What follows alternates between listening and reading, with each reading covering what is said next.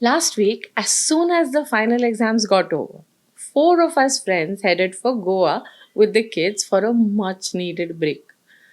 The feel of soft sand between your toes, the gently undulating waves, and the warm sun on your face. They all are a sure shot remedy for flagging spirits. Of course, accompanied by lots of crisp fried fish and sheet kodi or rice and curry. A holiday in Goa often leaves me feeling like a well fed cat drowsing in the morning sun. Happy and contented. Susegad. While lifestyle concepts like Ikigai, Hygge, and Logom have become famous all over the world, our own Goa has a concept that can help us lead much more relaxed, contented, and happy lives. Let's talk about Susegad, the Goan Art of Contentment by Clyde D'Souza. It's time to switch on the reading lamp.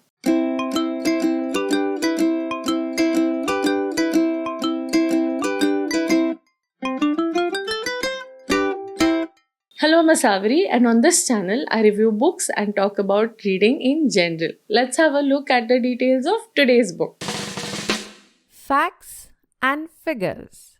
Susegad, The Goan Art of Contentment, is a non-fiction book that is part self-help, part lifestyle, and includes snippets of memories from the author Clyde D'Souza's life.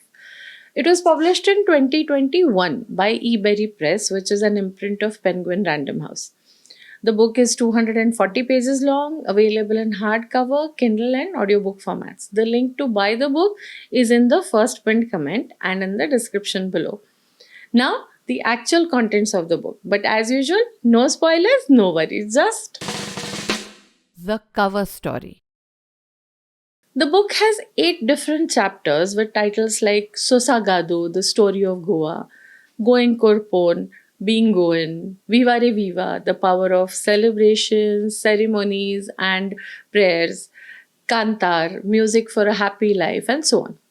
Writing in an easy conversational style, Clyde D'Souza tells us about Goa's history, its culture, its food, the music, and everything that makes Goa uniquely Goa.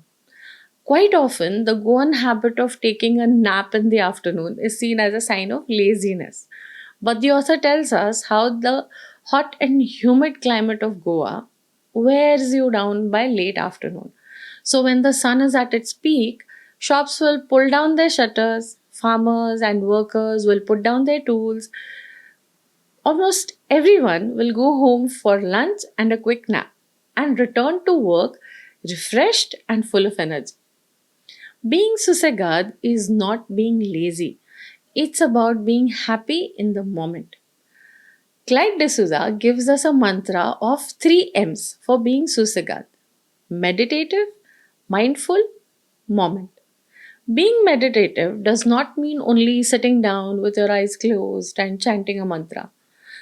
Being completely immersed in whatever task is at hand, doing something with complete focus, can also be a kind of meditation. Being mindful is to acknowledge the situation, be it the weather outside or the storms within your life. To be Susegad is to be accepting of wherever you are in life.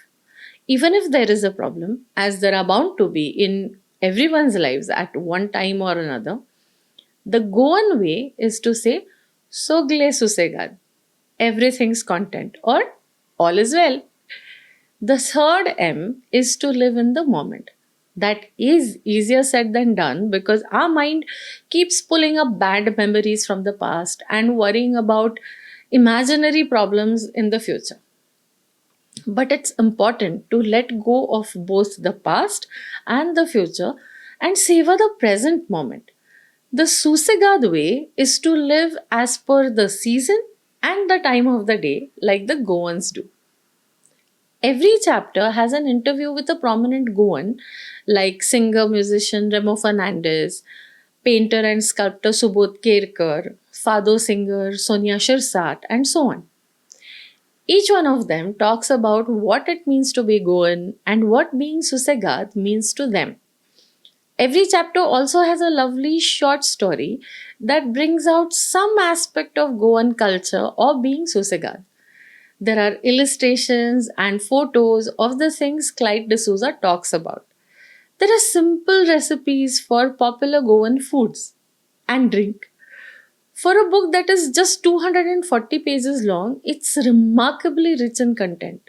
Here's why this little book is a must read, in my opinion, whether you've been to Goa or not. Speaking my mind.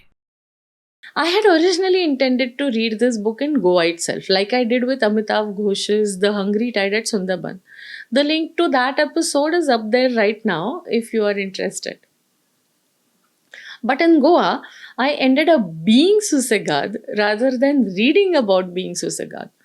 I woke up early, played in the sea, took long walks for lunch and dinner, ate a lot of fish, chatted about nothing in particular, and laughed a lot with friends, slept deeply at night, and woke up feeling refreshed to do the same things all over again. Of course, this was a short holiday. There was no work. But the concept of Susegad can apply to every single day of our lives. Live in the moment and be happy. Eat local and seasonal. Enjoy your food. Listen to your body. Be in sync with nature. Take care of your home and surroundings. Stay connected with friends and family. Wish well for everyone. As the Goans say, Dev Bore Koro, or may God do good for everyone. Make music a part of your life.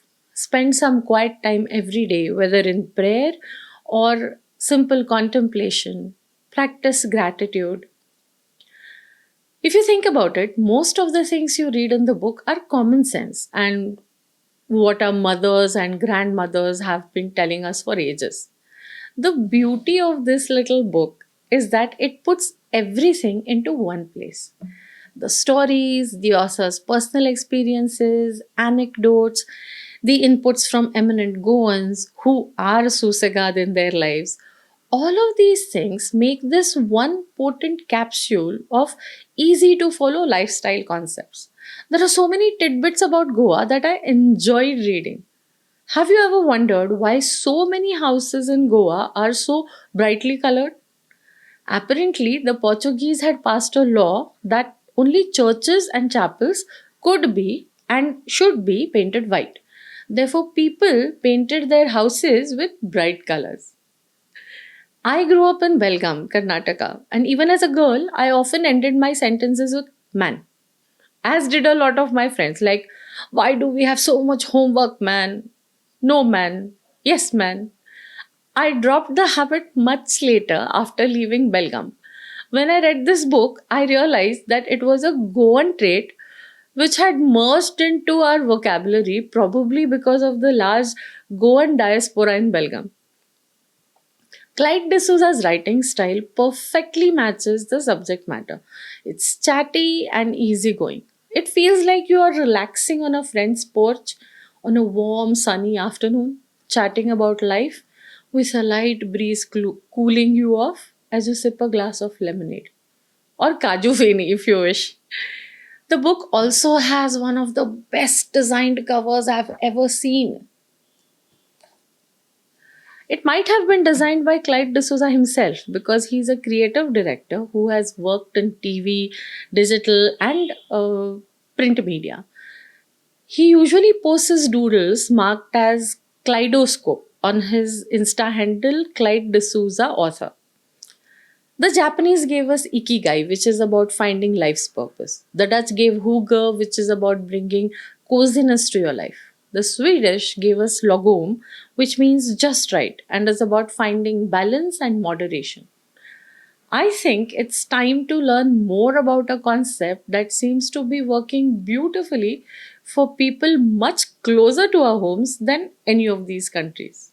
And this quote will tell you why it's so important. Quote unquote.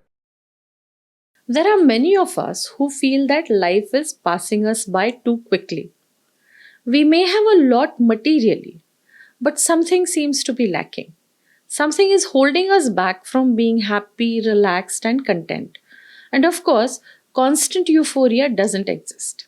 But just being content is worth striving for. The Goan Susegad is not a pursuit of, but a state of happiness. Now, the Linescape rating for today's book. LINEDSCAPE Rating. Up there is a link to the video that explains my Linescape book rating system.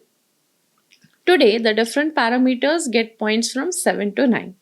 The overall score is 79 over 100, which makes it a 4-star book.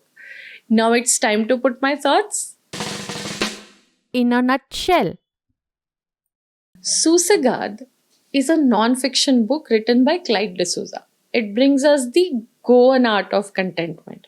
This is a fun, casual book that would be a perfect companion on a vacation, whether you're going to Goa or somewhere else. It's a gentle, relaxing read that you can put down and pick up again with no pressure to find out what happens at the end.